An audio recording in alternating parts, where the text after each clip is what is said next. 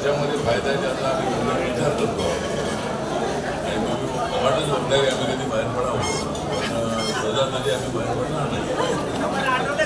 आज राहून त्या ठिकाणी ठीक आहे.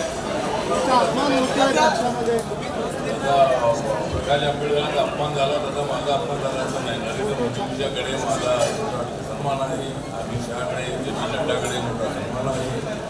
देशामध्ये माझा पक्ष मुख्यमंत्री राज्यामुळे वाढलेला आहे.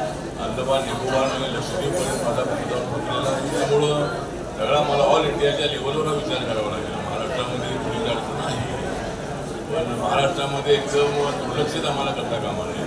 आम्ही गरीब आहोत, आमचा मोठा आहे, आमचे आमदार नाहीत म्हणून आम्हाला एकदम वेगळं करता कामा नये. त्याचा किस्सा आहे आणि देवेंद्र फडणवीस जे माजी मुख्यमंत्री राहिलेले आहेत, ते BJPचे अध्यक्ष राहिलेले आहेत, ते सिनियर नेते आहेत. त्यांना आमच्या लोकांच्या भावना त्यांच्या लक्षामध्ये आहे.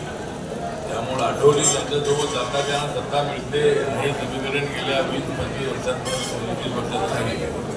त्यामुळं मी त्यांच्यासोबत आहे, त्यांना सत्ता मिळत झालेली आहे. त्यामुळं आम्ही थोडासा आता गंभीरपणे आम्ही नाराज व्यक्त आम्ही केलेली आहे, त्यांच्यावर नाराज व्यक्त करणार आहोत.